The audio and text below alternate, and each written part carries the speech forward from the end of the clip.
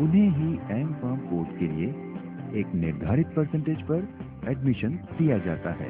M farm course के non sponsored seat के admission के लिए GATE एग्जामिनेशन क्वालिफाई करना आवश्यक है और अगर नॉन स्पॉन्सर्ड कैटेगरी के एडमिशंस फुल हो जाते हैं तो स्पॉन्सर्ड सीट्स के लिए GATE क्वालिफाइड कैंडिडेट्स को नॉन GATE क्वालिफाइड कैंडिडेट्स की तुलना में प्रेफरेंस दिया जाता है।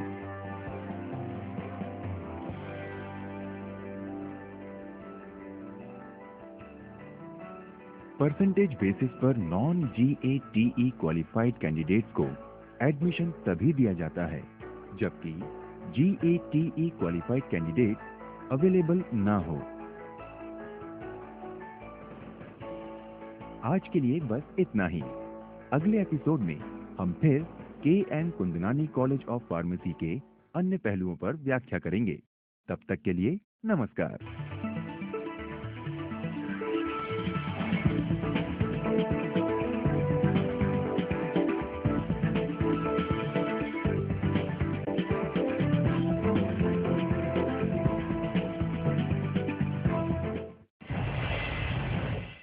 स्पेशली महिला होने के नाते आप स्पेशली गर्ल्स के लिए क्या उचित समझते हैं? वैसे तो बहुत सारे करियर्स है फार्मेसी के। मैन्युफैक्चरिंग फील्ड में है, टेस्टिंग क्वालिटी कंट्रोल फील्ड में है, रेगुलेटरी फील्ड में है, क्लिनिकल रिसर्च में है, पेटेंट्स में है। सभी क्षेत्र में गर्ल्स भी उतना ही अच्छा काम कर सकती है, लेकिन ज़्यादातर क्लिनिकल रिसर्च में और प्रोडक्ट मैनेजमेंट में, रेगुलेटरी एस्पेक्ट्स में वो ज़्यादा अच्छी तरह से काम निपटा सकती है, क्योंकि डायरेक्टली लेबर के साथ उनका परिचय नहीं होता है। मैन्युफैक्चरिंग सेक्टर में उनको लेबर को टैकल करना पड़ता है। इस क्षेत्र में काम करते वक्त महिलाओं को, गर्ल्स को क्या कठिनाइयों का सामना पड़ता है या सामना नहीं पड़ता है कोई कठिनाई का, क्या आप बता सकें? अभी गर्ल्स तो उतनी ही कॉम्पिटिटिव हो गई है, तो तकलीफ तो सबको आती है, लेकिन गर्ल्स वो ओवरकम कर सकती है तकलीफ, कुछ प्रॉब्लम नहीं है। ये फील्ड में भी जॉब अपॉर्चुनिटीज के लिए महिला स्टूडेंट्स के लिए कुछ प्रॉब्लम नहीं है। अपने देश में डायबिटीज, एनीमिक, ऐसे बहुत सारी बीमारियां हैं और अपना देश में गरीबों की संख्या ज़्यादा है, तो उसके लिए आपके कॉलेज की ओर से, आपके संस्थान की ओर से कोई रिसर्च हो रहा है और इसमें भारत सरकार का योगदान क्या है? जैसे कि एकेडमिक्स है, अंडर ग्रेजुएट और पोस्ट ग्रेजुएट टीचिंग है, वही तरीके से रिसर्च एंड डेवलपमेंट पे भी ये कॉलेज बहुत एम्फेसिस देता है। रिसर्च एंड डेवलपमेंट में हमारे 5 डिपार्टमेंट अलग अलग तरीके से का काम कर रहे हैं। डायबिटीज मेलिटस जो आप बात करते हो, उसमें अभी आजकल बहुत सारा रिसर्च चल रहा है, हमारे कॉलेज में भी चल रहा है।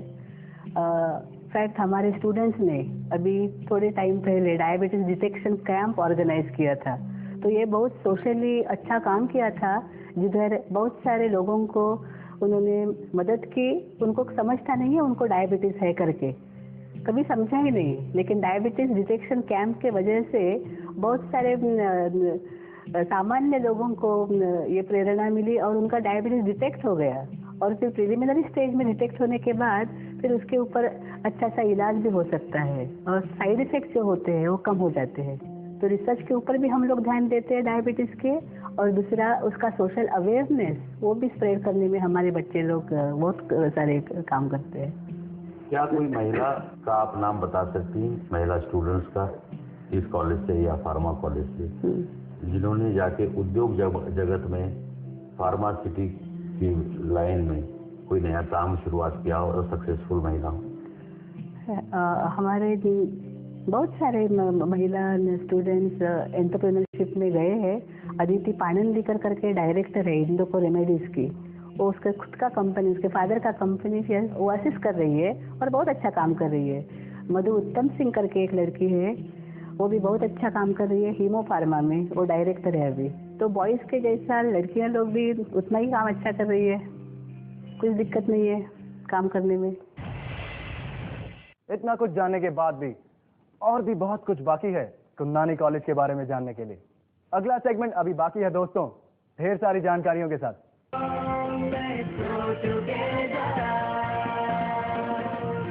इनोविजन मीडिया को जरूरत है कॉन्सेप्ट सेलिंग के लिए मार्केटिंग सेल्स एग्जीक्यूटिव्स की, और क्रिएटिव टीम में जरूरत है डायरेक्टर, असिस्टेंट डायरेक्टर्स और एडिटर्स की। अधिक जानकारी के लिए संपर्क करें 022-2871-0321 या 022-2871-3228 पर।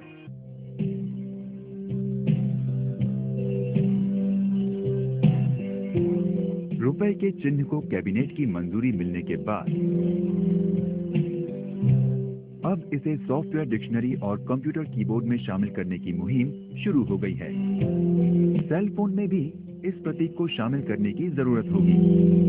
इससे रुपए के प्रतीक को जल्दी ही ग्लोबल पहचान दिलाने में मदद मिलेगी। माइक्रोसॉफ्ट सहित अन्य सॉफ्टवेयर वेंडर भी अपने ऑपरेटिंग सिस्टम में छोटा सा बदलाव करने को तैयार हैं। दुनिया में कंप्यूटर यूजर्स रुपए के चिन्ह को एक ही बटन से लिख सकेंगे या कुछ की स्ट्रोक्स को मिलाकर ये लिखा जा सकेगा। मोबाइल हैंडसेट कंपनियां भी इस बदलाव को स्वीकार करने की दिशा में आगे बढ़ रही हैं। ये कोई बड़ी तकनीकी चुनौती नहीं है। एक बार जब ऑपरेटिंग सिस्टम वेंडर रुपए के प्रतीक को शामिल करेंगे, उसके साथ ही टेक वर्ल्ड में इसकी पहुंच बन जाएगी। जब जरूरी बटन या कुछ बटनों के समूह को दबाया जाएगा, तब कोई भी ऑपरेटिंग सिस्टम खुद इस चिन्ह की पहचान कर लेगा। इसकी पहचान सुनिश्चित करने के लिए यूनिक नंबर तय किया जाएगा, जो कंप्यूटिंग इंडस्ट्री के स्टैंडर्ड यूनिकोड को सुनिश्चित करता है। सरकार के इस कदम से नए कारोबार की संभावनाएं भी पैदा हुई हैं। अब एक खास खुश खबर हमारे उन अचीवर्स के लिए। आप किसी भी बिजनेस या कारोबार को चला रहे हो जिसे आपने अपनी मेहनत और लगन से बढ़ाया है, कंपनी हो या इंडस्ट्री, इनोविजन मीडिया आपको इस शो के द्वारा सम्मानित करने जा रहा है। यह पुरस्कार न सिर्फ आपकी हिम्मत को बढ़ावा देने के लिए है, बल्कि आपके समाज में और आपके कारोबारी दुनिया में आपका नाम बढ़ाने का जरिया भी बनेगा। आप अपने नॉमिनेशन के लिए हमसे संपर्क करें। तो दोस्तों, ये मौका अपने हाथ से जाने न दें।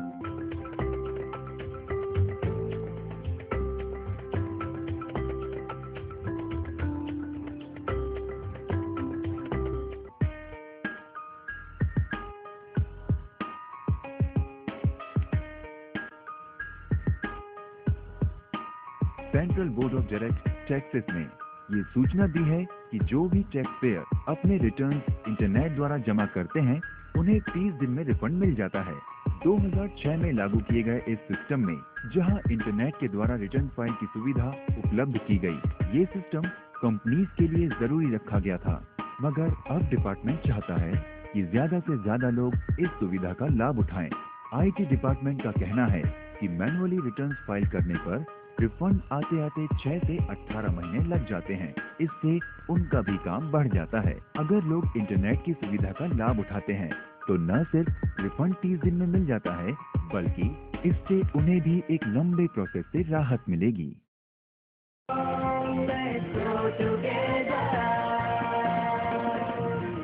आज की तारीख में रूरल एरिया की इंडिया में क्या पोजीशन है? सर, रूरल एरिया का अगर आप इंडिया के इसमें देखा जाए, जो पास का अगर हम सोचते थे, पास के हिसाब से आज रूरल एरिया में डेवलपमेंट बहुत अच्छी है।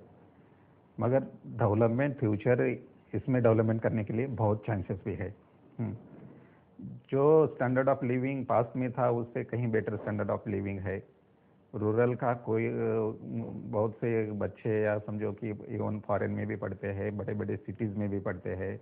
रूरल लोगों के पास समझो जब भी 4 व्हीलर नहीं थी, अभी बहुत जनों के पास इवन स्कॉर्पियो है, इवन होंडा जैसी गाड़ी है या सफारी जैसी ऐसी गाड़ी भी यूज़ करते हैं।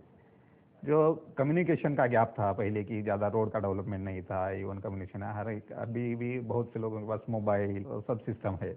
मतलब डेवलपमेंट करने के लिए और बहुत से चांसेस है। कहीं पे पक्का रोड बनाना है, स्कूल है समझो तो स्कूल का स्टैंडर्ड अच्छा करना है, जहाँ से कि अच्छा एजुकेशन मिल सके। ये बातें है। एग्रीकल्चर का भी समझ ले लो कि कई लोग, कुछ लोगों की एग्रीकल्चर डेवलपमेंट है, बाकी लोगों का उतना डेवलपमेंट नहीं है। कहीं ने समझो कि ड्रिप इरीगेशन किया है, एग्री बेस्ड इंडस्ट्री चालू की है, मगर दूसरे लोगों का भी ड्रिप इरिगेशन का इवन पता भी नहीं है। ये डेवलपमेंट करना ज़रूरी है, जैसे कि स्टैंडर्ड ऑफ लिविंग सभी लोगों का बढ़ सके। एक घर में से तो एम्प्लॉयमेंट मिलना जरूरी है, हर एक घर में एक तो एम्प्लॉयमेंट चाहिए कि अच्छा, या पूरी फैमिली को वो अकेला हेल्प कर सकता है। अब समझो कोई कारपोरेट घराना या कारपोरेट अगर उधर इंडस्ट्री खोलता है, उससे भी बहुत बेनिफिट रूरल एरिया को होता है। जैसे कि कारपोरेट का इंडस्ट्री आया तो नेचुरल है कि रोड डेवलपमेंट आता है। रोड डेवलपमेंट यानी कि बेसिक इंफ्रास्ट्रक्चर आता है, उसके साथ साथ आबादी वहाँ वहीं की बढ़ती है, तो उससे कि मार्केट ग्रो होता है, उससे स्कूल उधर इस्टेब्लिश करना पड़ता है, सभी एरिया ग्रो होते जाते हैं। यानी कम्युनिकेशन सिटी और रूरल का कम्युनिकेशन उससे बढ़ जाता है, और सिटी में जो भी डेवलपमेंट है वो डेवलपमेंट नेचुरली उधर आ जाती है। और बाकी का जो भी है, जैसा FMCG हो, ये सब पर ये है कि इनका पेनिट्रेशन उधर होता है, लोगों की जो कि परचेसिंग पावर बढ़ जाती है, इसलिए इंडस्ट्री उसी तरह से ग्रो भी हो जाती है। एक इंडस्ट्री रूरल एरिया में क्या क्या फैसिलिटी प्रोवाइड करती है? कोई भी इंडस्ट्री जब आती है, समझो तो उनके कई फंक्शन होते हैं। उसमें से एक होता है कि जो भी उनके मजदूर है या आसपास के एरिया है, तो उनका वेलनेस देखना।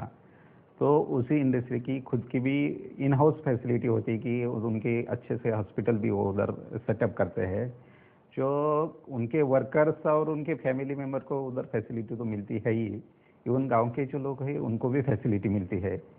तो ये फैसिलिटी तो वो नेचुरली प्रोवाइड करते हैं, उनके साथ साथ में होती है। मगर कई इंडस्ट्री ऐसी भी होती है कि उनका जो सोशल रिस्पॉन्सिबिलिटी होती है, उसके तहत उस एरिया में मेडिकल फैसिलिटी प्रोवाइड करती है, या मेडिकल के कैंप्स अवेयरनेस के लिए मेडिकल कैंप करते हैं, जिसमें कि समझो एड्स हो, कैंसर हो या फैमिली प्लानिंग हो, ये सभी चीज़ों के बारे में पूरे रूरल एरिया में के जो लोग हैं उनको सब बता देती है कि एक होता क्या है, कैसे होता है, इसको कैसे रोका जा सकता है, इसके लिए क्या क्या करना चाहिए, ये पूरे बता देती है। और जो समझो डिसीज हो, किसी का ट्रीटमेंट हो, इवन ट्रीटमेंट के लिए उसके पास अगर पैसा न हो तो उस आदमी को ट्रीटमेंट के लिए अच्छी जगह भेजते हैं, उनका खर्चा खुद उठाते हैं। ऐसे भी कुछ इंडस्ट्री है, या उनके इन हाउस जो भी हॉस्पिटल होते हैं उन वहीं पे भी ट्रीटमेंट होता है।